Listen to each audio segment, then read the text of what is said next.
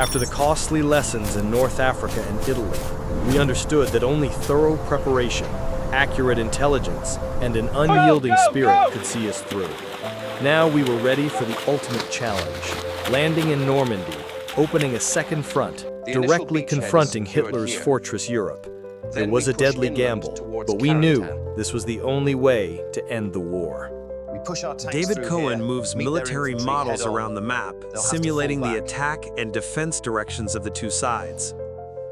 An intelligence officer presents the latest information, using reconnaissance images and charts to analyze the situation.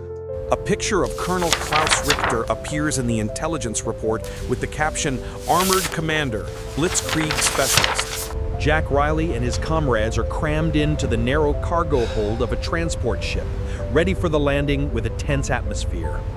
Jack checks his M1 Garand one last time, his hand running lightly over the barrel in a reassuring gesture.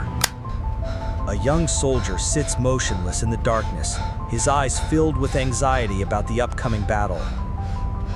The Higgins doors have just been lowered, and the American soldiers are immediately faced with a chaotic and bloody scene on Omaha Beach. Jack Riley and his comrades rush out of the Higgins, landing on the beach amid a hail of German bullets. Many American soldiers fall as soon as they set foot on the beach, hit by bullets from the German fortified positions. Jack Riley crawled on the sand in desperation, looking for cover amid the rain of bullets. Hans Mueller pulls the trigger of his MG-42 in the bunker, continuously firing at the landing American soldiers. Inside the bunker, Hans Mueller's eyes are cold and focused as he observes the battlefield through the loophole. Omaha Beach is littered with German obstacles, making it extremely difficult for American soldiers to advance. American soldiers struggle to get over the fence. Some step on mines and are blown away by small explosions. A Sherman hit by artillery bursts into flames.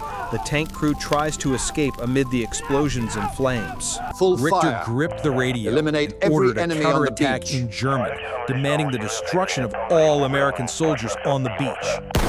The large cannon hidden in the underground bunker continuously fired into the sea, each shot shaking the bunker. An American engineer cut barbed wire in the line of fire, sweat pouring down his determined face. American soldiers used flamethrowers to burn down German defensive positions, the fire raging fiercely amid the thick black smoke. Jack Riley dives into a bomb crater to avoid the shell that has just exploded nearby, the ground around him flying in the air from the impact. An American artillery ship opens fire from offshore, providing cover for the advancing landing force. Groups of American soldiers begin to advance across the beach, stepping over dead comrades and obstacles in quiet fortitude.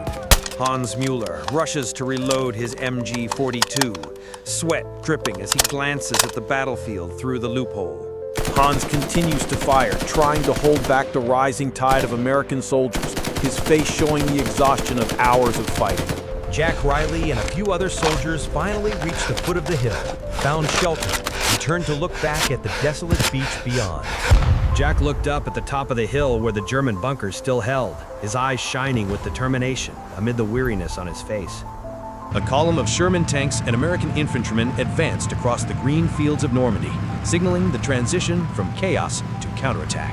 Jack Riley and his men advanced cautiously through a ruined village, checking every door and every corner as if death might lurk anywhere.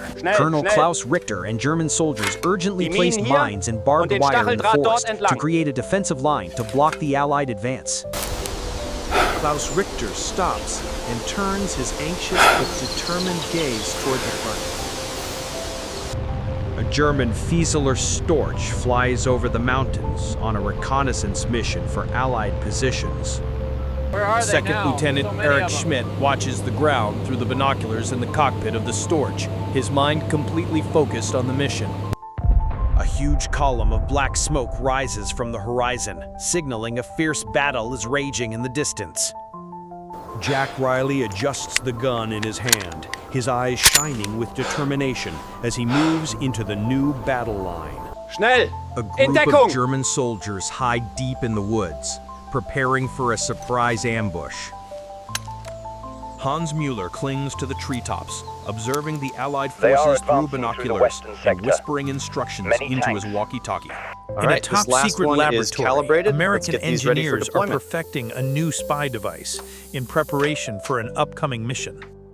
A spy device is launched into the sky from a special launcher, reflecting a bright light as it soars into the air.